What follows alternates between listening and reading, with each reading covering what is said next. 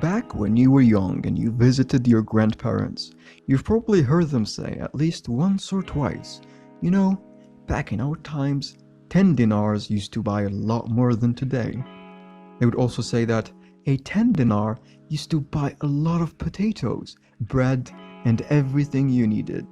At a young age, you couldn't help but wonder, how is that even possible? Well, it's really that simple. Today in this video, we'll be talking about just that and see if he was telling the truth or not. So what could have caused that gigantic increase in prices? Well, let's talk about something called inflation. In economics, inflation is a sustained increase in the general price level of goods and services in an economy over a period of time. Well, this definition could be too technical, but let's make it simpler, okay? When referring to currency, inflation is generally when money is worth less than what it was, or inflation occurs when your currency loses its value. Because there is a finite number of money in the world, it has a specific value, so if you burn half of it, the value doubles, and if you print more of it, it will inflate, okay? That's what inflation means. Now let's go checking if our grandfather was lying or not.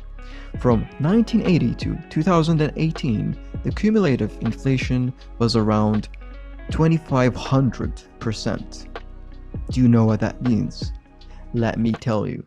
That means in 1980, an item that cost 10 dinars is now costing 260 dinar. That's crazy, right? It's almost like it multiplied by 20. With an average salary of today, you would live like a king back then. But the question is, did they have the same salary? Of course, they did not. The average salary would always adjust to the value of the currency. It must work like that, or the economy would fall apart if everyone could buy everything. They say, with a few, we could buy a lot. Because logically, what we see today as a few was a lot back then. So that's inflation in a nutshell.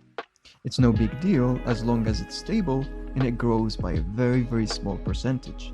If you print a lot of money, inflation goes higher. Like, it's one of the main reasons for inflation spikes. But there are other things, of course, that can cause inflation to grow. We see that peak in 1992?